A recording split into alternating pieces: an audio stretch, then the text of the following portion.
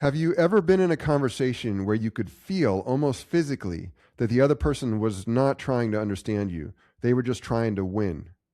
Most of us have been on both sides of that divide. Welcome to ReSocial. I'm your host, Dr. Anthony Silard, and we're speaking with Professor Juliana Schroeder, who teaches negotiations and conflict resolution at University of California, Berkeley's Haas School of Business. Juliana's research reveals something counterintuitive.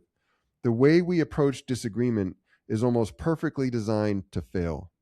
She's discovered what actually works in hard conversations, whether between teenagers from opposite sides of a conflict or two people in the same house trying to find their way back to each other. Dr. Juliana Schroeder, welcome to ReSocial. Thank you so much for joining us again. Thank you for having me. All right, so Juliana, most of us go into hard conversations trying to make our point as clearly as possible. Your research suggests that's the wrong goal. What should we be trying to do instead?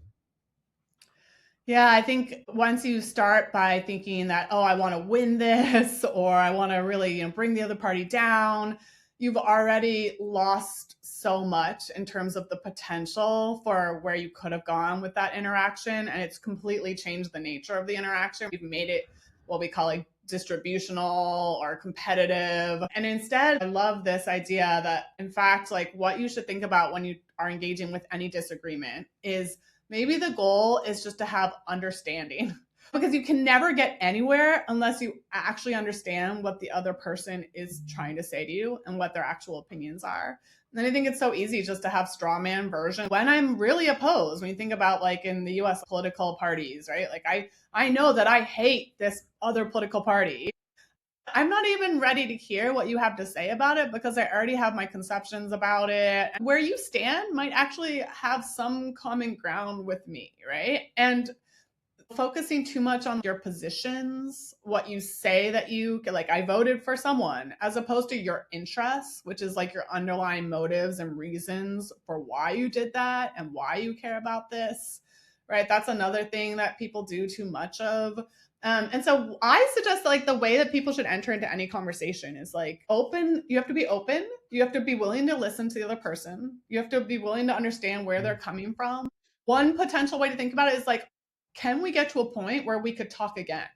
That could be a good outcome for the first conversation. Yeah, that would be progress, right? Like it's like, and by the way, when you do that, you're actually going to be more persuasive. Even though when it's not your goal to be persuasive, you will probably be more persuasive. Like that's what we find from the research. So again, so for our listeners, what would our listeners say to be more persuasive when they're having let's say a cross-aisle conversation with someone of a different political party or someone very different from themselves? Can you just recap that? This goes back to the point about conversation is reciprocal in nature, which is that you are taking cues from me and I'm taking cues from you. Right. And so that means that what I do to you, so it's very meta. It's game theoretic. Like what I do to you, you are going to give back to me. So if I like genuinely listen to you and use language that is like what we call receptive, right? Like I am asking you questions and I am acknowledging your points and I am using more positive emotion language as opposed to negative. And instead of saying no, I'm saying, okay, like I'm thinking I'm actually engaging with you on that level. Then you're going to be more likely to engage with me back in the same way because we find that receptiveness is contagious in the research. And so those are certain things. So what can I do? It's like, I can listen to you. Like that would be a first step. Empathy, listening. You can have empathy. Yeah. You can try to understand where they're actually coming from. And in so doing, you can express where you are coming from. Right. And that would be the first step. Research and teach on communication also. And one thing that's always stuck with me, I did an international training with Marshall Rosenberg, the founder of Nonviolent Communication. It was his last training before he passed away. Just a wonderful man.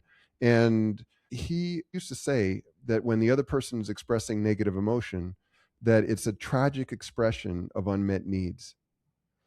So we see when another person is being negative or saying something negative or expressing negative emotion, that there's something that they need that they're not getting, and they're seeking acceptance for their views to help them meet that need.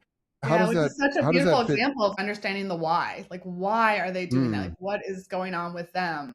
It's like, and maybe they're afraid, maybe they're seeking something, like there's something underlying why they hold those And then beliefs. we can connect because it's like, oh, I'm afraid sometimes too. I'm insecure sometimes too. I also have a need for safety and We all have belonging the or same whatever it fundamental is. human needs, right? You've studied conflict programs for Israeli and Palestinian teenagers. Yeah. What does it take to change how they see each other? And what does that tell us about the conflicts for our listeners that they experience in their own lives? Yeah, for 16 years now, we've been studying some of these. It's one of the ones that we engage with is called Seeds of Peace, one of the biggest conflict resolution programs in the Middle East. It also has components in South Asia, and they have some programs where they do in the US as well. And I mean, that's such an devastating conflict that is extremely rooted in violence and scarce resource. Like, how do you handle land? And it's incredibly challenging, and it's a very deep conflict. And so when people come into the program, they come to bear with these terrible conceptions of like, your side killed somebody that I know, and they haven't had many conversations with people from the other side of their conflict, right? They have a lot of beliefs already in their mind about the enemy, and the enemy doesn't really have a face, right? They have these enemy images that are often not grounded in reality, at least for that individual Exactly. person they're talking Yeah, with. and there's an incredibly famous theory in our field, intergroup contact theory, and the idea is just that once you see someone in person and engage with them, it is a totally different experience. You're confronted with the fact that there are humans on the other side, Mm-hmm. and these humans, like you said, Tony, like they have a lot of things in common with you. Like, ultimately, you have the same needs and the same desires, and there's a lot of humanity that you have in common. And their own experiences are also potentially devastating. They too have had people that were killed in the conflict. And so what we do in these programs is we have people engage in like 3 weeks of an in-person experience with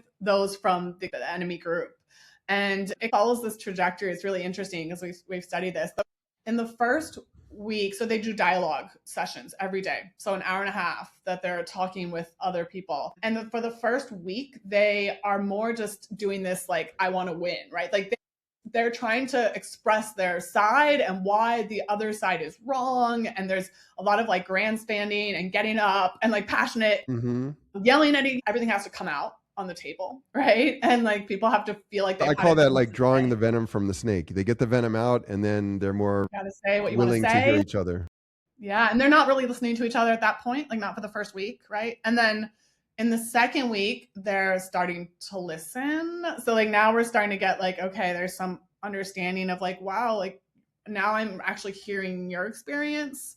And there's a little bit of like being able to meet in the middle. And like by the Mm. third week, that's when they can actually get to a point where they could maybe form like a relationship where it's like, yeah, maybe you and I could talk even about something beyond this. Mm. Maybe we can think about things that and people actually do make relationships with people from the other side of the conflict by the end of this experience. And what we find then is that, and we when we study this in our surveys, we do follow-ups like a year after they did their camp experience. Mm-hmm. And one of the big predictors of people's changes in attitudes toward the other side is whether or not they made one person at camp, like one person that they would call like a relationship, right? So they often Mm. won't call them a friend because it's just too fraught in that Mm-hmm. context. But Mm-hmm.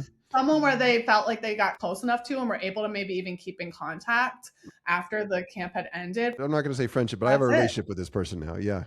That's Now, if they say just one, and so it wasn't the number that they had made, but as long as you had made one, that is a buffer for you to be able to keep your more positive attitudes about the because other now that side. now you're humanizing the other side through this one individual. The group, it's now okay. That's that's Muhammad or that's Maria or so they're making these connections. Right. So something about being able to humanize. And that's why I think intergroup contact is so powerful. So the research finds that if you come into contact, but so what is contact? So going back to voice versus text, right? So it has to be deep enough level. It works best if it's an in-person contact experience, right? Because that really helps you to be able to see the person and recognize their humanity and hear them. Mm.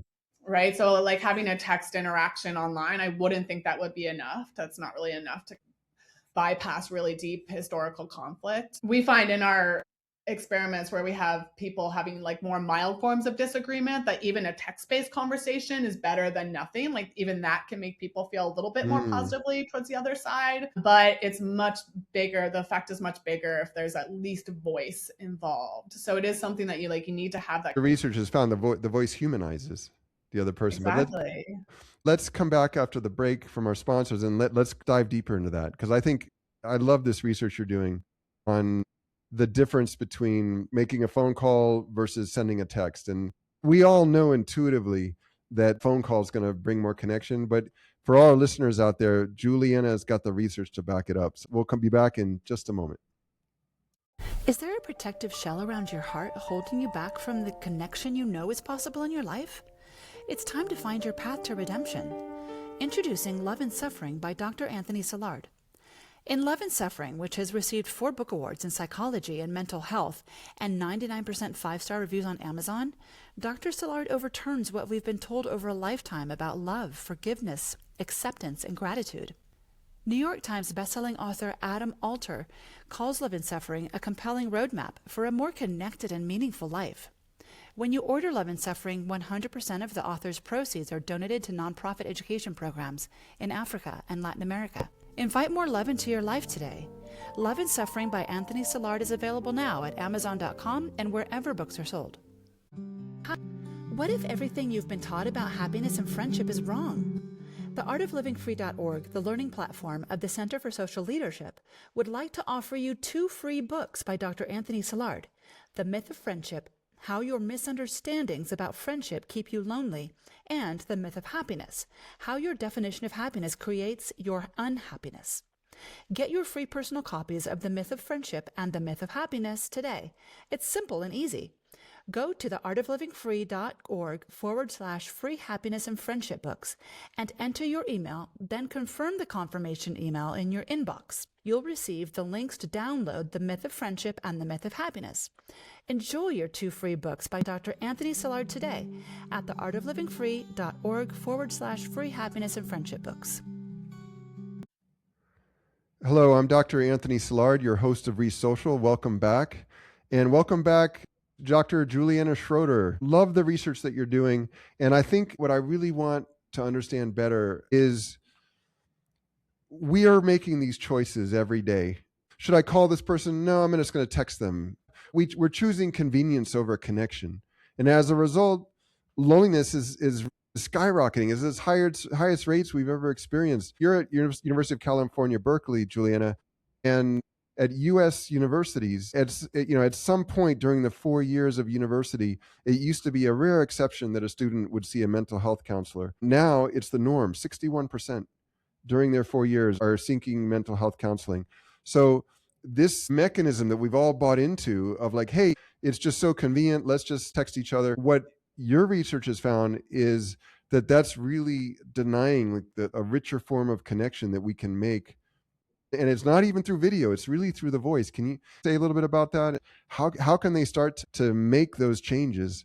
And like I would say in my earlier book, Screened In, I have this concept of the communication reciprocation downgrade, which is when you leave a message and they text you back, right? So how instead can we encourage people to produce a communication reciprocation upgrade? You get a text and call the person instead of texting. Like, what can we do so we can have more connection again, Juliana? Yeah, and I think we've gotten to the point where people sometimes find it like presumptuous for you to just call them. So sometimes you have to set it up.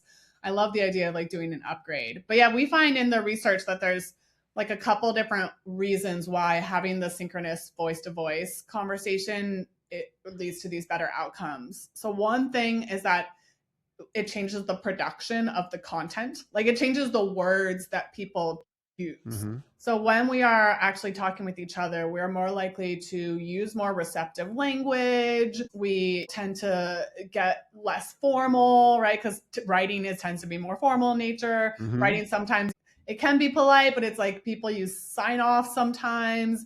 And even just like writing is completely different, right? Because the grammar that you use, and now we have AI. So a lot of times writing is actually coming from AI now. It's actually not coming from the human. So you don't even know the source of it anymore. And so really like all these things are like changing the way the production of the content happens. And then of course there's the other huge part of it is what I call like the consumption of the content. So, and I think this is something that people just don't think about enough. So when I'm thinking about, do I want to like talk to you or write to you, right? I'm thinking about like what's easiest for me and like what's going to go best, you know, and a lot of times I think people like writing because you can also kind of like polish your words.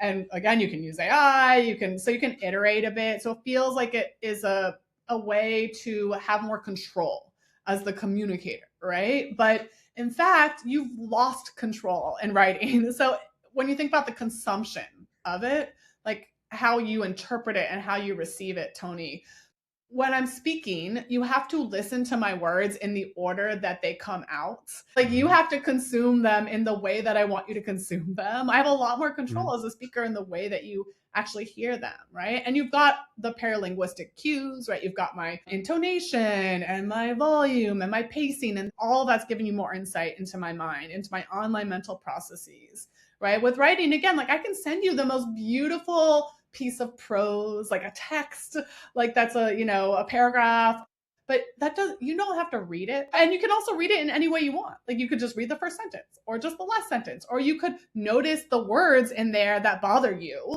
And those are the words that stand out. And that's the way you read it. When you send something by text or electronically, like you have much less control over how it's received than when you use voice.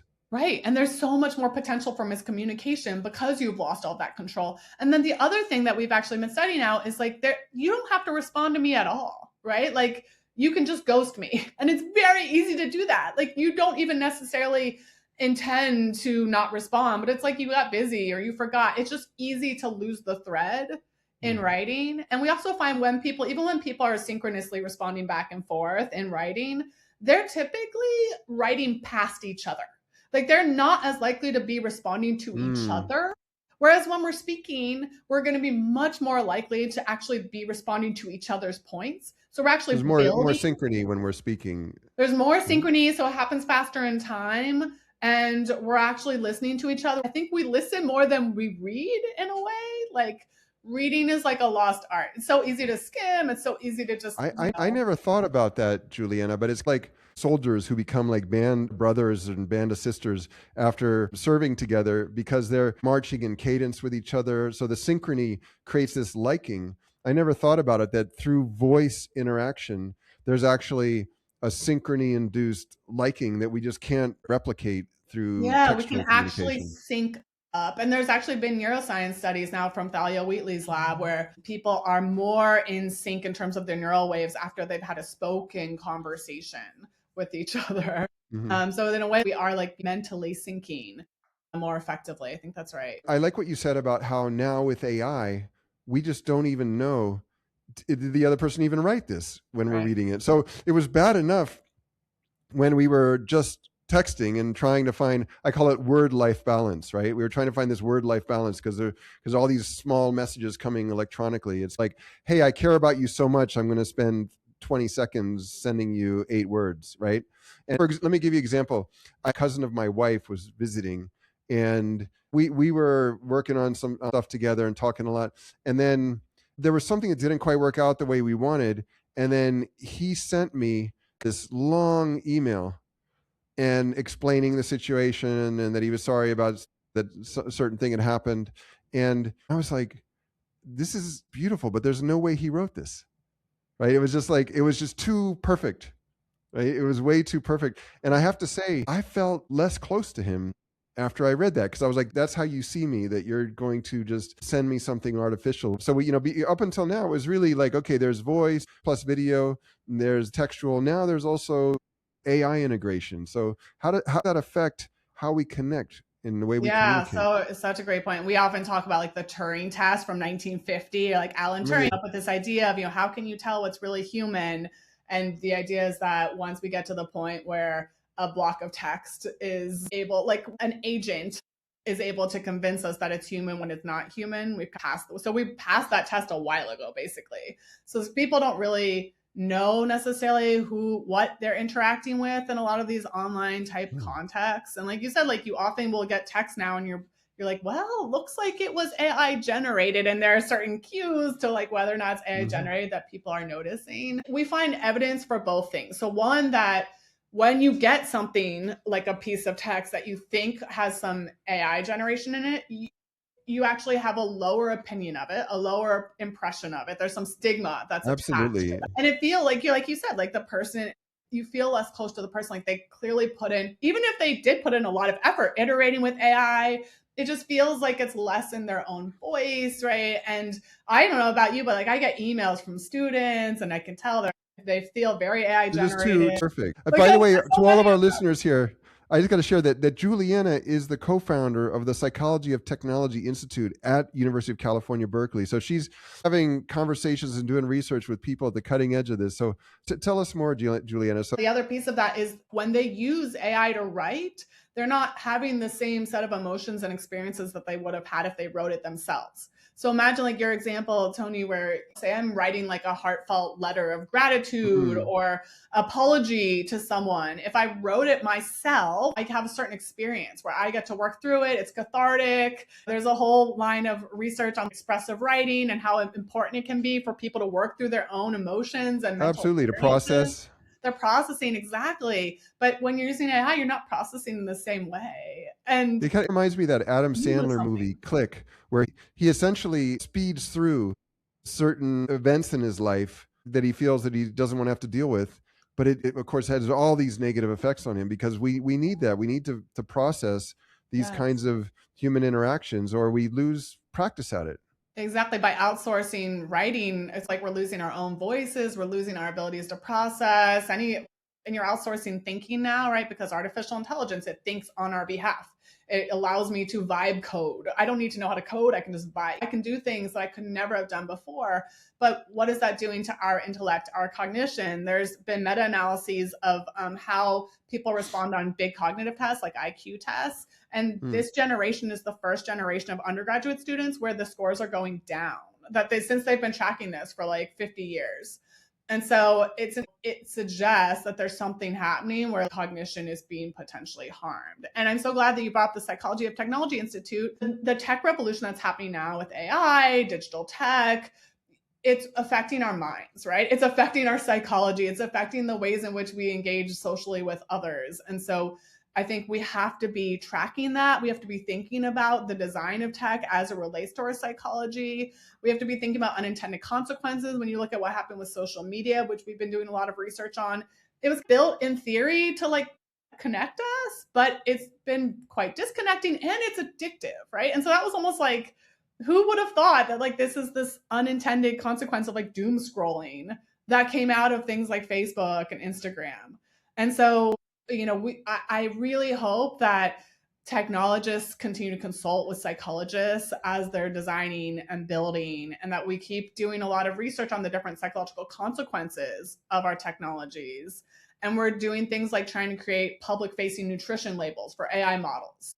We're building that right now with MIT Media Lab to hold companies responsible. And so consumers can make informed decisions about how the technology is affecting their minds.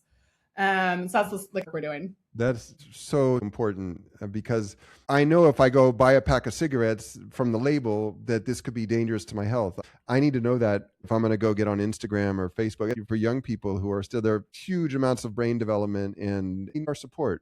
So Juliana, this is an amazing conversation, and I feel like we could talk more for hours. We'll have to do this again soon. Where can listeners learn more about your work and the research coming out of your lab at Berkeley?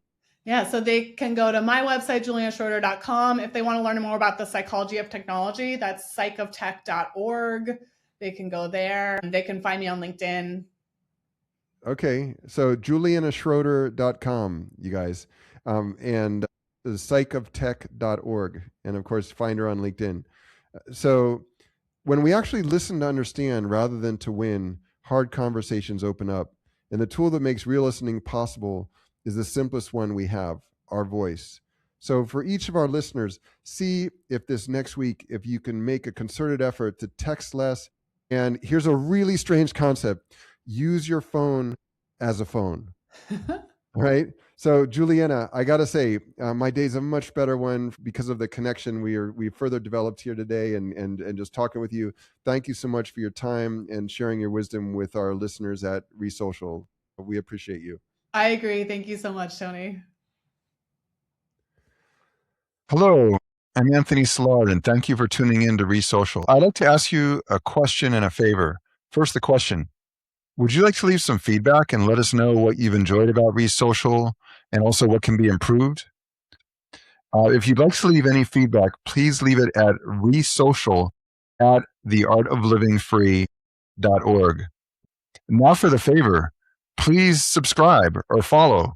That really helps us to get top tier guests. So you're subscribing or following us at ReSocial makes a big difference. Also, I'd like to thank the ReSocial team, Madeline McLeod, our senior producer, Michele Bordone, our associate producer, and Ariane Escobar, our director of media relations. They have made ReSocial happen.